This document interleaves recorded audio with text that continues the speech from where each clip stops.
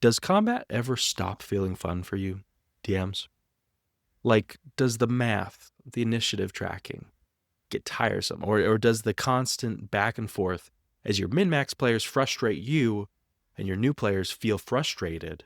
Like, does that wear on you? Because it's happened to many DMs. It's happened to me. And in today's episode, we're going to explore some ways to keep the fun in D&D combat, especially for you as a DM, but also for your players. My name is Tanner Wayland, and this is the How to Be a Better DM podcast. I'm so grateful for you being here because we're going to go on a journey to be the best DM in the world without breaking the bank, losing the fun, or destroying relationships at the table. And today we have a great topic. It's about making the most of D&D combat, specifically keeping it fun, keeping it new, and keeping it from getting just droll. And for anyone who's a Patreon, at the end, we're going to be talking about how to make combat fun specifically for kids. But we just wanted to start out the episode also by thanking everybody in our Discord. We have a lot of great DMs there, and they give a lot of great advice. If any of you are having, feeling maybe on an island, so to speak, as a DM, it's a great place to go. Ask advice, ask for tools, chat. We love it. We really enjoy it. And we have some great moderators as well. Now, to get to the meat of the discussion, what does D&D combat stop to be fun? It can, and it happens often. Or maybe it happens more slowly sometimes for some people. But I do think that there comes a point where some DMs feel like it's not fun to go into combat. And I'm not just talking high-level play, because obviously high-level play is its own beast. It gets very hard because everything gets to be a slog. Everybody has a billion abilities. The enemies do. They have legendary actions. It's a whole thing. And that's something to talk about separate. I'm going to talk about mostly just like combat in general, the most common combat, which is typically early and middle levels. Now, problem number one, typically, that makes combat boring or less fun, you could say, is when it becomes just purely math, right? When it's just like, hey, did I get a good roll? Can I bash the enemy like down faster and like just kill him faster? That's kind of rough because eventually it just becomes rote. Like the players know what does the most damage, and they do that every time, so long as they have the capacity and the uses for it, right? Now, I think that you can really solve this in a few different ways. One is remembering that the ultimate goal of combat doesn't always have to be beating the enemy down till they're dead, right? It could be intimidation. It could be, hey, you're not technically fighting the enemy, but you are racing towards a certain location. It's more like you are trying to accomplish a goal in initiative. So like, turn by turn. But the goal, like obviously you can use your skills. That's one form of combat in a way that you can do. You can also make it so that there's more role playing. Remember that like, hey, it's okay to stop almost mid-combat and have like a dialogue with the enemies. And even if the enemies are just gloating, or it's just funny or whatever, right? I think that there's absolutely a place for that. And just remembering that like, hey, there's so much about combat that isn't just numbers. That helps it stay new. It helps it stay fresh. And I think that's important to fight so that every combat isn't just math. Now, I will say with the math, it's okay. It's okay for people to like combat and to like the numbers and to like the HP going down for the enemy and stuff. All I'm saying is if people are enjoying that, don't get complacent. You really want to remember that like, hey, eventually they like to feel like, oh, it's not, I do role playing here and then I do combat. I do special exploration tasks here and then there's combat. No, you want to mesh all those areas so that your combats feel more exploration-y, more solving a puzzle-y, more role play. And That's going to help it a whole lot. We all have strengths and weaknesses as DMs, but that's why I appreciate our sponsor, worldsmith.io. If you're not confident making a map quickly, use their map generator. Or maybe you're much better at making new characters than you are creating a new NPC or monster stat block. Don't worry about that either. It has separate generators for each of those. I even made an evil reindeer mini-boss for my holiday-themed campaign. The same is true for items, quests, traps, and more. Whatever you don't feel confident in creating, or whatever you don't have time to create on the fly, you can use worldsmith.io's generators to bring your D&D campaign to the next level, which, as you know, is what our podcast is all about. Check out sessionzerostudios.com/worldsmith-podcast to learn more and support our show. Link is in the description.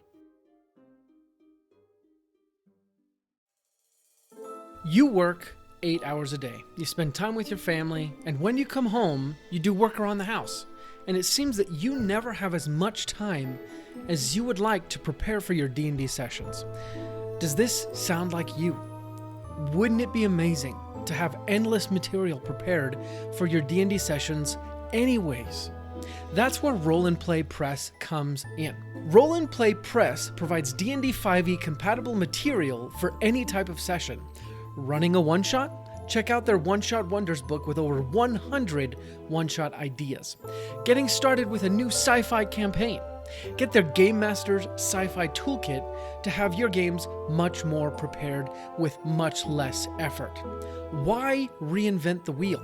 Check out Roll and Play Press at rollandplaypress.com, see what they have to offer, and get a 10% discount when you buy something by using the code BETTERDM10, that's BETTERDM10 at checkout. Give yourself just a little bit extra help so that you can continue being the world's greatest dungeon master. Now, another issue is when combats can feel samey. And I don't just mean like, oh, it's just because it's all like it's math and you're just fighting enemies. I mean that sometimes the enemies you throw out feel similar. Sometimes players get into a rote situation. Maybe it's because they're new. Maybe it's because they aren't that creative or they haven't been shown how to be creative with their skills and stuff. Whatever it is, combat can start to feel very samey sometimes. And that's where I love throwing in a good mid-combat twist. Now, that could be a trap. It could be a new enemy type coming in from a specific place that puts the party at peril, or that causes difficulty in a certain way, or makes it so that they have to get more creative.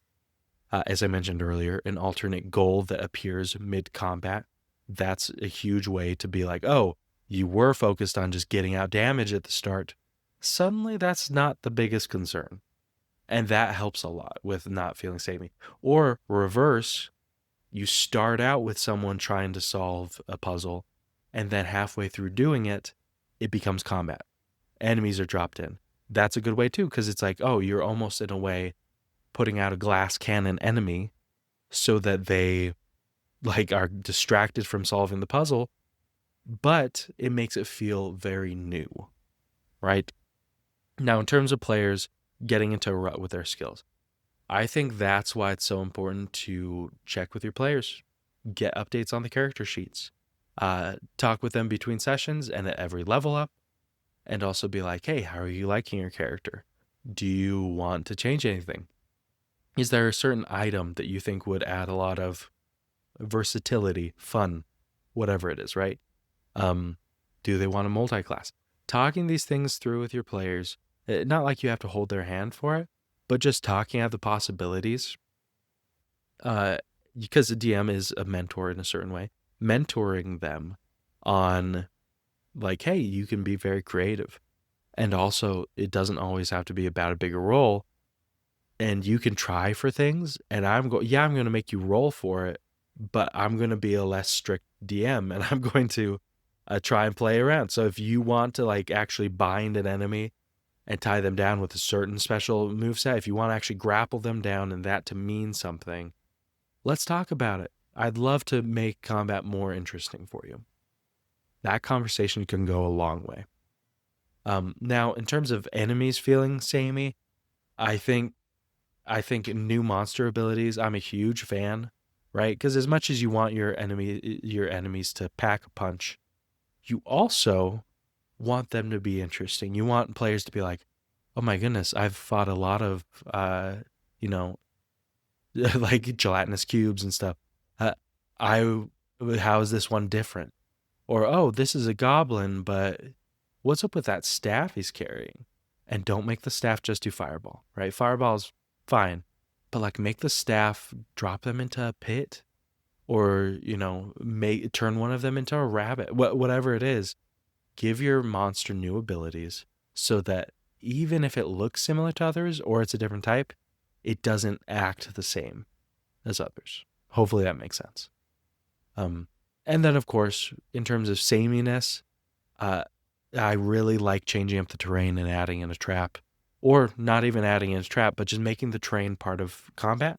So, like, oh, there's a river in between you and the enemies, and when you guys fight in it, you guys have to roll, a dexterity saving throw or strength.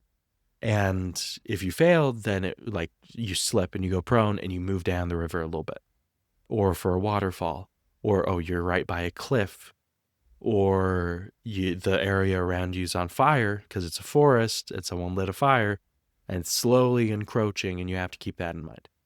Like using the terrain in simple ways, things that aren't necessarily high planning, can be really fun, especially if you have a nice whiteboard and you can just do a simple addition to your idea and just like draw that cliff, draw that fire that like encroaches square by square. I think that those are very fun and simple things to do that make a combat feel different from another. Now, another issue that I find with combat is I think a lot of players expect combat in D&D, which is right. That's a whole part of it. That's why you build out all the skills and everything, aside from exploring and using them otherwise. But I think the third problem that a lot of times makes combat feel boring is when it loses its meaning. And that's kind of, the whole murder hobo stereotype. I think that's a classic example of when combat has lost its meaning for the players, right? If it's like, yeah, it's fun occasionally for them to just start a fight at an inn or a bar or tavern or whatever, just because someone was a jerk, right? And just was like throwing their weight around, and the players decide to start a fight. That's fine. It's a little overdone, but it's fine. Same for bandits on the road, goblins in the cave, whatever it is. There's some players just kind of are like, oh, it's an enemy, roll initiative, let's fight. It has little meaning because they've done it so much. Maybe initially, especially for new players, I think every combat feels unique, and I love that. Like each combat has its purpose. For more experienced players, though, or people who've been in a longer campaign, you really want to make it so that if they start a combat, you gave them enough reasons for it. Like, oh, it's to save someone, or it's to get something unique, right? It's not just to get their way, it's to get an object or help them accomplish a goal. Or it's like they're fighting against someone who you specifically built up as a real annoyance and a real big bad guy, right? Not every fight has to be a boss fight, but every minor mini boss or minor encounter should feel like you're making the world a better place because this piece of trash is out of there, or that like, hey, maybe it's not about ending the person they're fighting. Maybe it's about accomplishing something that feels important to the party and not just like haphazard. But then also another way to make it so the combat doesn't lose meaning with time is to make it so that they have real consequences. So if they start a combat willy-nilly, then maybe they should be punished for that. Maybe the tavern person who was about to give them hints suddenly is like, no thanks. Yeah, that person was drunk and caused a fight, but you killed him. What the heck, you know? Same for if like, hey, if you're just starting a fight and it actually like you feel like it's a good purpose and the players feel that, then have some fallout after it, some good positive fallout where like, oh, they get thanked profusely and it's not just a one in the million combat, right? So that's very important. Also, give actual rewards that like are worth having. Sometimes, and obviously, if you're doing a pre-written adventure or your own, you need a balanced loot. You can't just give out everything all the time for every little combat, but you can give something interesting every time, right? You can give a little hint that leads to the next part of the quest. You can give a little trophy item that's interesting. You can give a little piece of the puzzle, so to speak, in terms of like, oh, this little thing doesn't do much on its own, but paired with other things, it can become an interesting weapon if you bring it to a blacksmith, right? Something like that, so that they feel like, oh, at the end of this combat, there's a chance I might get something more than just a few gold or some crappy swords that I already have a better sword. You know, I think that's very important. And finally, to help it so the combat doesn't lose meaning, be willing to let them fail forward. So like make combats hard, and more importantly, make it so that if they fail in combat, that's a-okay. You know, it's okay that they failed. They don't have to die. Sometimes they will, and that has its place. That adds to the meaning of it all. But sometimes they just end up in prison, or they lose some of their gear, or the NPC that they were trying to help gets taken. You know, there are ways for the party to fail forward so that combat continues to have meaning. I think that those are broad concepts. I would like to in the future get into more like little mini specifics for like fun combat mechanics. But for now, I wanted to approach it from a more broad perspective, just about like, hey, what are the problems? Like how combat becomes math. It feels samey and it loses its meaning. And just simple ways that you can change your prep and add things in that fix each of those. And I hope I was able to do that with this discussion. Anybody who is a Patreon member, stick around because we're still going to cover the topic of how to make combat fun for kids. But I want to thank our audience. It really means a lot to you. Not to you. It means a lot to me. Hopefully it means a lot to you, what I was just saying. But it means a lot to me that you listen and that you're trying to be a better DM, because I really like D&D specifically because it's almost an act of service for a DM to be like, hey, yeah, I enjoy this. Yeah, it's a creative outlet. But most importantly, it gets friends together and family. And that can do a lot. And I love that. But I thank you. And I also challenge you to apply some of these things. Think about how your combat has maybe stagnated or become samey or become frivolous, and change it. Make some simple changes that suddenly makes it so that each combat feels earned and worth it, and interesting. So do that in your next campaign. Do it in your next session. Just see how it happens, and also ask for player feedback. Be like, hey, how was that combat? Was it different? Did you enjoy how I made it different? I think that you'll really enjoy that feedback from them as well. Further, we would also like to thank, first off, our Discord again and our moderators. We love you guys, and you are great. Second, we would like to thank our patrons, even the free ones. We really like that you guys care enough about us to, make it so we can keep doing this. And we're still building out Patreon, and we hope that we can do more in the future. But we really invite anyone who would like our episodes a little bit more in depth, a little bit more ad free, to consider that, and to also support us if you like what we're doing. But we are going to be back with another handcrafted episode next time. But until then, let's go ahead and roll initiative. Brought to you by Session Zero Studios. For more information, visit sessionzerostudios.com. You obviously have good taste. I mean, you listen to How to Be a Better DM, after all. We thank you so much for your support. And if you've ever gotten anything useful from How to Be a Better DM, take a minute and rate us and review us on your podcast listening app of choice. It goes a very long way to helping our show help many more dungeon masters out there who are just like you. If you love our content, help others become better dungeon masters too.